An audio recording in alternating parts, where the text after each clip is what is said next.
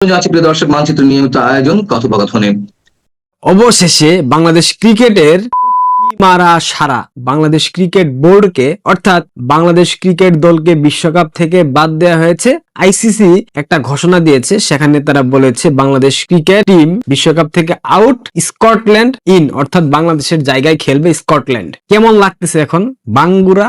আমার কাছে ভালো লাগতেছে। তৌহিদি জনতার দেশে, যে দেশে খেলাফত কায়েম করার চেষ্টা চলছে, যে দেশে ইসলামী শরিয়া আইন প্রতিষ্ঠার চেষ্টা চলছে, সেই দেশে কেন পশ্চিমা সংস্কৃতি কিংবা পশ্চিমাদের উদ্ভাবন করা কোনো খেলা সে দেশের মানুষ খেলবে? এইটা তো হতে পারে না। এইটা তো আমাদের কোরআন সুন্নাহ পরিপন্থী একটা খেলা। ব্যারিস্টার ফুয়াদ বলেছিল না, কি একটা জঘন্য খেলা, লাঠির মধ্যে একটা বল পেটাপিটি করে, বলেছিল না একটা কথা? একটা গোল জিনিস, হেডার একটা কাঠি দিয়ে একটা ব্যাট দিয়ে বাইরে, এইটা কোনো জিনিস, একটা জিনিস মানুষের জীবনে, সেই জিনিস নিয়ে কত লাফালাফি। ঠিক হইতে বলেছিল। এরকম পশ্চিমাদের খেলা কেন বাংলাদেশকে খেলতে হবে?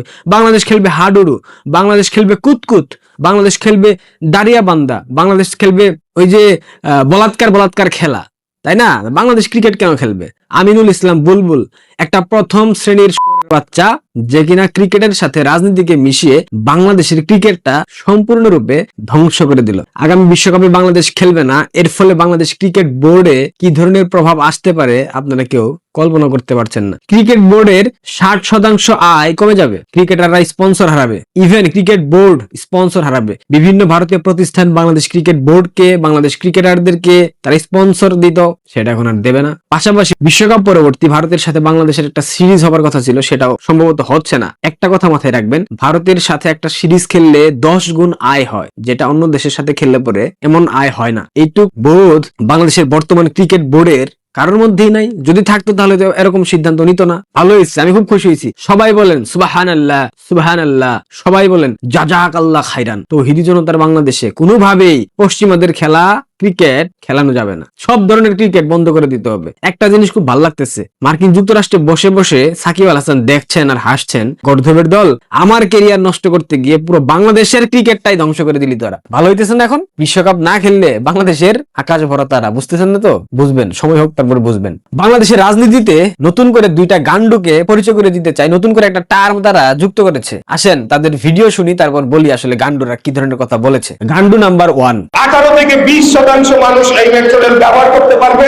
এরকম মেট্রো রেল ঢাকা শহরের জন্য উপযোগী নয়, ঢাকা শহরের জন্য মনোরেলটাই পারফেক্ট। খুকারবোলা ইস্টা গান্ডু নাম্বার 1 বলেছে 20% মানুষ মেট্রো রেল ব্যবহার করে। আচ্ছা, এদের আইকিউ লেভেল এত নিম্নগামী কেন? মোট জনসংখ্যার 20% মানুষ তো মেট্রো রেল ব্যবহার করে, ওই 20% মানুষের পেশাটা তো রাস্তায় পড়ে না। যদি মেট্রো রেল না থাকে, মেট্রো রেল না চলে, সেক্ষেত্রে 100% মানুষ রাস্তা ব্যবহার করবে। তখন রাস্তায় যে যানজটের সৃষ্টি হবে, এই যানজট নিরসন করবে খুকারবোলা ইস্টা দিয়ে। মানে এরা কিভাবে আমাদেরকে, বাংলাদেশের মানুষকে এরা কিভাবে, এই গান্ডুরা বাংলাদেশের মানুষকে কিভাবে নতুন একটা টার্ম যুক্ত করেছে, মনোরেল। মনোরেলটা কি? মন দিয়ে চলে এরকম কিছু একটা? মনোরেল কি আমি আসলে জানি না, আপনারা যদি জানেন আমাকে একটু বলবেন প্লিজ। মনোরেলের ব্যাপারটা বারবার সামনে আসছে, তারা বলছে মেট্রো রেলের পরিবর্তে মনোরেল চালু করতে হবে, মনোরেল নাকি সাশ্রয়ী। মনোরেলটা আসলে কি, মানে কিভাবে চলে আমি জানি না, আমি কোথাও জানবার চেষ্টাও করি নাই মনোরেলটা আসলে কি। আপনারা যদি জেনে থাকেন আমাকে একটু জানাবেন মনোরেলটা আসলে কি।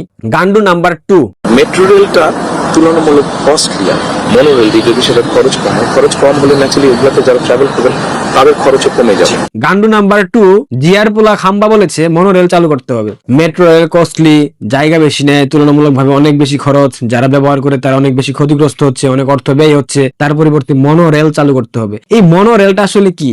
আচ্ছা, এই গান্ডুরা কি বুঝে না বাংলাদেশের মানুষ যারা মেট্রো রেল ব্যবহার করতেছে, এই মেট্রো রেল ব্যবহার করে তারা কতটা উপকৃত হয়েছে? উত্তরা থেকে মতিঝিল আসতে সময় লাগে 40 মিনিট, যেটা যদি রাস্তা ব্যবহার করা হয় কমপক্ষে 5 ঘন্টা লাগে রাস্তা দিয়ে যাইতে। তাহলে মেট্রো রেল যদি একটু ব্যয়বহুল হয়েও থাকে, মেইনটেনেন্স খরচ যদি একটু বেশি হয়েও থাকে, সেক্ষেত্রে বাংলাদেশের মানুষের তো অভিযোগের জায়গা ছিল না।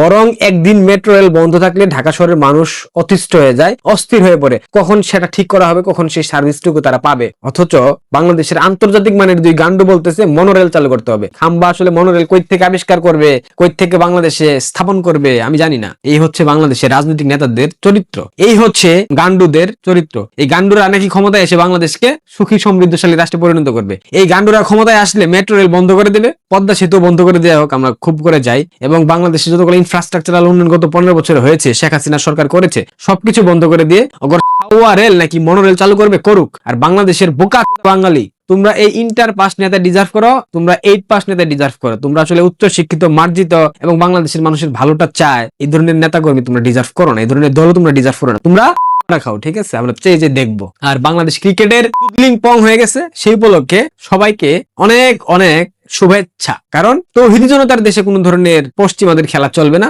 চলতে দেওয়া হবে না। তোমরা খেলবে বলাৎকার খেলা, তোমরা খেলবে খাট খেলা, মানে খাট যুদ্ধ আর কি। যাই হোক, কারি বাচ্চা পয়দা করবা, আর তোমরা খেলবা হচ্ছে গিয়ে হাডুডু, দাঁড়িয়াবান্ধা, কুতকুত, এগুলা খেলবা। এটাই তোমরা ডিজার্ভ করো। বক্তব্য রাখবেন। প্রাক্তন প্রধানমন্ত্রী কথাটা বলা হয়নি, বলা হয়েছিল প্রধানমন্ত্রী শেখ হাসিনা। প্রধানমন্ত্রী শেখ হাসিনা অর্থাৎ এই ক্লাবের প্রেসিডেন্ট, তিনি নিজে সবাইকে এই আমন্ত্রণ পত্র পাঠিয়েছেন এবং সেখানে বক্তা হিসেবে শেখ হাসিনার পরিচয় দেওয়া হয়েছে প্রধানমন্ত্রী শেখ হাসিনা। এই বার্তাটা আপাতভাবে সাদামাটা যেভাবে বলা হয়েছে, অনেকে হয়তো খেয়াল করেননি, আর খেয়াল করেননি বলে এত সব কথা উঠছে। প্রাক্তন প্রধানমন্ত্রী ইত্যাদি ইত্যাদি বলা হচ্ছে, তিনি সেখানে দেখা করবেন, দেখা দেবেন, এসব কিচ্ছু না।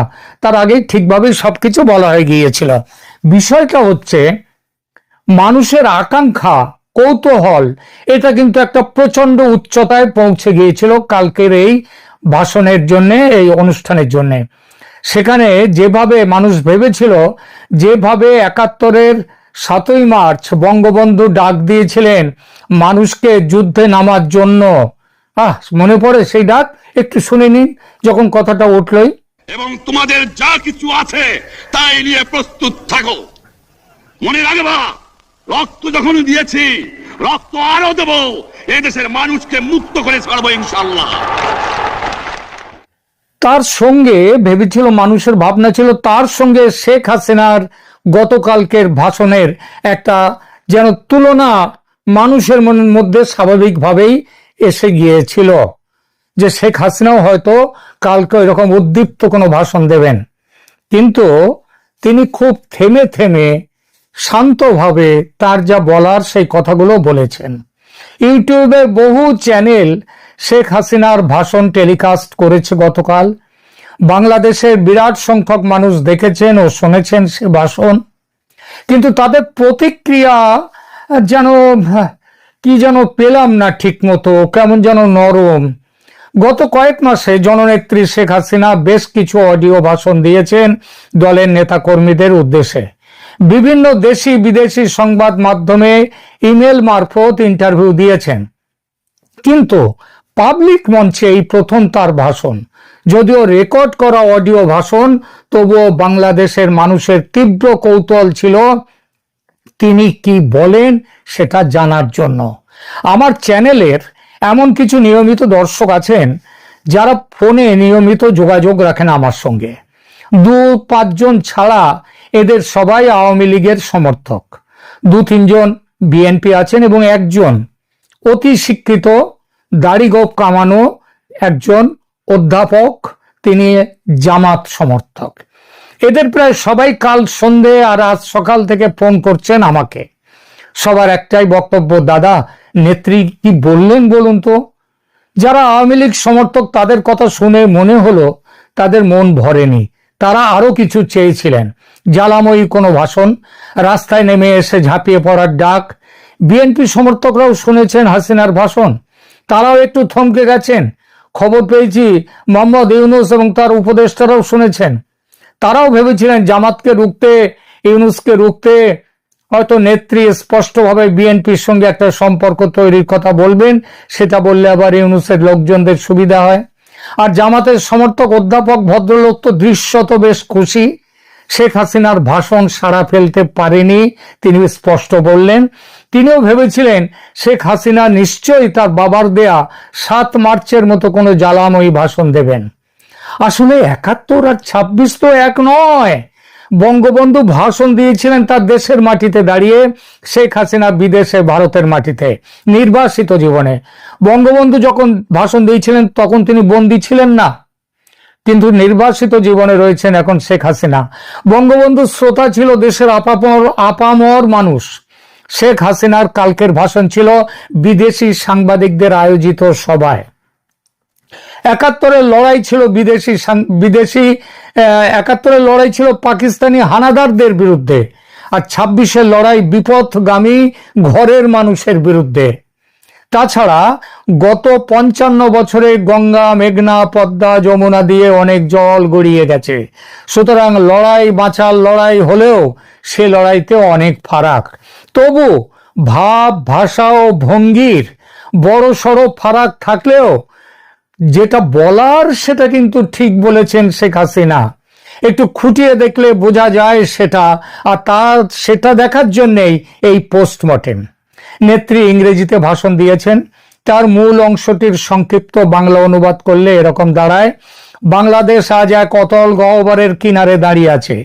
একটি বিধ্বস্ত রক্তাক্ত জাতি তার ইতিহাসের অন্যতম বিপজ্জনক অধ্যায় পার করছে। পুরো দেশ আজ এক বিশাল কারাগার, এক ফাঁসির মঞ্চ, এক মৃত্যু উপত্যকায় পরিণত হয়েছে। কি চমৎকার বাক্য চয়ন! খুনি ফ্যাসিস্ট ইউনূস একজন সুদখোর, অর্থ পাচারকারী, লুটেরা এবং দুর্নীতিবাজ, ক্ষমতালোভী, বিশ্বাসঘাতক। তার সর্বগ্রাসী কর্মকাণ্ডের মাধ্যমে আমাদের জাতিকে আজ রক্তশূন্য করে ফেলেছে এবং আমাদের মাতৃভূমির আত্মাকে কলঙ্কিত করেছে। এই চরম সংকটে পুরো জাতিকে আমাদের মহান মুক্তিযুদ্ধের চেতনায় ঐক্যবদ্ধ হতে হবে। যে কোনো মূল্যে এই জাতীয় শত্রুর বিদেশি সেবাদাস পুতুল সরকারকে উৎখাত করতে বাংলাদেশের সাহসী সন্তান ও কন্যাদের এগিয়ে আসতে হবে। শহীদের রক্তে লেখা সংবিধান রক্ষা ও পুনরুদ্ধার করতে হবে। আমাদের স্বাধীনতা পুনরুদ্ধার করতে হবে, সার্বভৌমত্ব রক্ষা করতে হবে এবং আমাদের গণতন্ত্রকে পুনরুজ্জীবিত করতে হবে। শেখ হাসিনার এই অডিও বার্তার যদি একটি রাজনৈতিক পোস্টমর্টেম বা ব্যবচ্ছেদ করা হয়, তবে এর শব্দ চয়ন, সুর এবং লক্ষ্য বস্তুর গভীরে বেশ কিছু গুরুত্বপূর্ণ ক্লিনিক্যাল বা একদম সেই ডাক্তারির দিক উন্মোচিত হয়। চিকিৎসা বিজ্ঞানের ভাষায় বলতে গেলে এই ভাষণটি ছিল একটি অ্যাগ্রেসিভ রেসাসিটেশন। মৃতপ্রায় রেসাসিটেশন মানে যে যখন কোনো মানুষ তার অজ্ঞান হয়ে পড়ে গেছে, তার জ্ঞান ফিরছে না, শ্বাস চলে যাচ্ছে, প্রায় শ্বাস খুঁজে পাওয়া যাচ্ছে না নাড়ি, তখন তার মুখে মুখ দিয়ে তাকে শ্বাস দিতে হয়, তাকে শ্বাস দিয়ে তার শ্বাস ফিরিয়ে আনতে হয়। এই এই পরিস্থিতিতে আজকে বাংলাদেশে আওয়ামী লীগের তাদের কোনো বাস্তবে সেইভাবে তাদের কোনো রকম প্রচার কিংবা তাদের দেখা যাচ্ছে না মাঠে। সুতরাং এই সময়কে মৃতপ্রায় যদি ধরা হয়, এই মৃতপ্রায় রাজনৈতিক অস্তিত্বকে পুনরুজ্জীবিত করার একটা জোরালো চেষ্টা গতকাল এইভাবে অ্যাগ্রেসিভ রেসাসিটেশনের মাধ্যমে করলেন প্রধানমন্ত্রী শেখ হাসিনা। আবার আমিও বললাম প্রধানমন্ত্রী, কারণ তিনি হচ্ছেন ডি জুরে আর ডি ফ্যাক্টো, মানে একটা হচ্ছে বাস্তবের প্রধানমন্ত্রী ডিফ্যাক্টো, আর একটা হচ্ছে খাতায় কলমে আইনত প্রধানমন্ত্রী হচ্ছেন শেখ হাসিনা। আর এখন যারা ডিফ্যাক্টো প্রধানমন্ত্রী, ওই মোহাম্মদ ইউনূস, তিনি হচ্ছেন ডিফ্যাক্টো এবং এটা হচ্ছে অবৈধ। এবার তিনি কি করলেন, এই বার্তাটির এই পোস্টমর্টেম রিপোর্টটা আমি একটু চেষ্টা করলাম আপনাদের সামনে তুলে ধরার একটু নতুন ভাবে। বক্তব্য প্রথম হচ্ছে এক্সটার্নাল অ্যাপিয়ারেন্স, শেখ হাসিনার যে বাহ্যিক তার যে অ্যাপিয়ারেন্স, তার যে ছবিটা কাল ভাষণের সময় ছিল সেটা দেখুন এবং তার সুর এবং টোনটা ভাবুন। তিনি একটি শাড়ি পরে অত্যন্ত সাধারণভাবে তিনি এসে দাঁড়ালেন, তিনি দাঁড়িয়ে তার ভাষণটা শোনানো হলো। এইটাই তো ছিল। এর মধ্যে থেকে তাহলে বোঝা যায় যে তিনি অত্যন্ত সাধারণ হয়ে কিন্তু খুব দৃঢ় স্বরে তিনি তার বক্তব্য পেশ করেছেন, থেমে থেমে আস্তে আস্তে প্রগাঢ় তার বিশ্বাসের ভেতর থেকে। বক্তব্যের শুরুতেই তিনি বলেছেন অতল গহ্বর, অ্যাবিস, ব্লিডিং, রক্তাক্ত, ভ্যালি অফ ডেথ, মৃত্যু উপত্যকা। এই শব্দগুলির ব্যবহার হচ্ছে একটি হাইপারবোলিক ট্রমা বা চরম একটা আতঙ্কের পরিস্থিতি তৈরি করে। এটা শ্রোতার মনে ভয় এবং অস্থিরতা তৈরি করে। আমার দেশ আজ কোথায় গেছে, কোথায় রয়েছে আমরা? এই বর্তমান পরিস্থিতির ভয়াবহতা বোঝানোর এটা তিনি যেটা শব্দ ব্যবহার করেছেন, চমৎকার মনস্তাত্ত্বিক কৌশল। দ্বিতীয় আমরা আসি প্যাথোলজিক্যাল অ্যানালিসিসে। বক্তব্যে ডাক্তার ইউনূসের বিরুদ্ধে যে বিশেষণগুলো ব্যবহার করা হয়েছে তা রাজনৈতিক সমালোচনার সঙ্গে সঙ্গে ইউনূসের ব্যক্তিগত কালো পরিচয়গুলোকেও বিশ্বের সামনে উন্মুক্ত করে দিল। দেশের মানুষ ইউনূসকে সব বিশেষণে আগে থেকেই বিশেষিত করেছে, এবার বিশ্বও জানবে। অর্থাৎ অল আউট লড়াইয়ের ডাক দিলেন। আক্রমণের ধরনটা দেখুন, তিনি ইউনূসকে বলছেন সুদখোর, অর্থ পাচারকারী, বিশ্বাসঘাতক, এবং তার জন্য কি ডায়াগনোসিস করলেন রোগের? তিনি প্রতিপক্ষকে নৈতিকভাবে দেউলিয়া প্রমাণ করার মাধ্যমে নেত্রী তার নিজের সরকারের ওপরে যে অভিযোগ করা হয় 15 বছরের ফ্যাসিস্ট শাসন, সেই শাসনকে যে বৈধ ছিল আজকের বাংলাদেশের সাথে তার সময়ে বাংলাদেশের একটা তুলনা করে এবং ইউনূসের চরিত্রগত পার্থক্যতা দেখিয়ে দিয়ে তিনি বলে দিলেন তার শাসনের বৈধতা। ইউনূস শাসনের ক্যারেক্টার অ্যাসাসিনেশন বা চরিত্র হননের মাধ্যমে তার সরকারকে অনেক ভালো রাজনৈতিক স্পেস দিলেন বিশ্বের সামনে। এরপরে আসুন কার্ডিওভাস্কুলার সিস্টেম, আবেগ ও জাতীয়তাবাদকে তিনি কিভাবে ব্যবহার করেছেন, তিনি কি বলেছেন। তিনি বারবার স্পিরিট অফ লিবারেশন ওয়ার, বাংলাদেশের জন্মই তো হচ্ছে এই লিবারেশন ওয়ার, মুক্তিযুদ্ধের চেতনায়, বাঙালি জাতীয়তাবাদের চেতনা এবং সংবিধানের কথা তিনি উল্লেখ করেছেন বারবার। এর কার্যকারিতাটা কি? তার দলীয় কর্মীদের শুধু নয়, দলের বাইরে যারা আছেন তাদের সঙ্গে একটা ইমোশনাল কানেক্ট বা আবেগীয় সংযোগের তিনি চেষ্টা করলেন এবং সেটা করতে সমর্থ হলেন। এটি এই বাঙালি জাতীয়তাবাদ, মুক্তিযুদ্ধের চেতনা, সংবিধান, এগুলো হচ্ছে বাংলাদেশের শরীরের মূল ধমনী। এই ধমনী কেটে রক্তপাত করা হচ্ছে, এখন মেরে ফেলার চেষ্টা হচ্ছে এই বাংলাদেশকে। এই কথা তিনি বুঝিয়ে দিলেন, যা শুনে কর্মীদের রক্তে উদ্দীপনা যোগাবে। সংবিধানের দোহাই দিয়েও তিনি বললেন যে অন্তর্বর্তীকালীন সরকার একটা বেআইনি পুতুল সরকার, বিদেশের হাতের খেলনা। এরপরে আসুন নার্ভাস সিস্টেম, কৌশলগত সংকেতটা তার বক্তব্যে কি উঠে আসে। বক্তব্যের সবচেয়ে গুরুত্বপূর্ণ অংশ হলো সরাসরি ওভারথ্রো করা, ইউনূস সরকারকে উৎখাত করার ডাক দেয়া। এর উদ্দেশ্যটা কি? এর উদ্দেশ্য হলো 12ই ফেব্রুয়ারি নির্বাচনকে কেন্দ্র করে দলীয় কর্মীদের মাঝে একটি ফাইট অর ফ্লাইট রেসপন্স তৈরি করা। অর্থাৎ হয় রাজপথে নেমে প্রতিরোধ করো, এই প্রতিরোধে নামার ভাষাটা শেখ মুজিবরের মতো, বঙ্গবন্ধুর মতো সেই এক টোনে নয়, কিন্তু সেই একই কথায় কিন্তু এখানে উঠে এসেছে যে হয় রাজপথে নেমে প্রতিরোধ করো, নয়তো অস্তিত্ব বিলীন হওয়ার অপেক্ষায় থাকো। ভাষণের খুব লক্ষণীয় বিষয়, তিনি কিন্তু পথে পথে প্রতিরোধ গড়ে তোলার ডাক দিয়ে দিয়েছেন। তাহলে পোস্টমর্টেম টেবিলে কি মূল পাওয়া গেল? ব্যবহৃত তিনি অক্সিজেন হিসেবে, তিনি ফুসফুসে অক্সিজেন হিসেবে তিনি সংবিধান পুনরুদ্ধার, জাতীয়তাবাদ, মুক্তিযুদ্ধের চেতনা, এসব শব্দগুলো ব্যবহার করেছেন, এইগুলোকে নিয়ে এসছেন। আন্তর্জাতিক মহলে এই সরকারের বৈধতা নিয়ে প্রশ্ন তুলেছেন। তার কৌশলটা কি?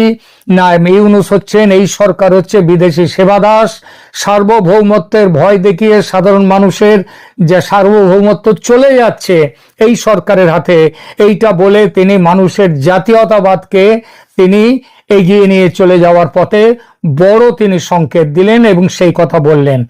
এরপরে দেশকে মুক্ত করতে গেলে লিভারের ডিটক্সিকেশন, সেটা করতে গেলে কি করতে হবে? তিনি দুর্নীতিবাজ ও লুটেরা এদেরকে দেশ থেকে, এরাই সব কিছুর মূল, এদেরকে, কারণ তার সময় তো সত্যি বাংলাদেশ এগিয়ে গিয়েছিল, তারা 38% থেকে দারিদ্র সীমা সেটা 18%-এ নামিয়ে এনেছিল, এটা কম কথা নয়। এবং তিনি এই সবকিছুর পেছনে তিনি কিসের ওপরে ভিত্তি করে তিনি এই তার যে লড়াইয়ের আগামী দিনের কাঠামোটা তৈরি করছেন, সেটা কিসের? মুক্তিযুদ্ধের চেতনার ওপরে ভিত্তি করে।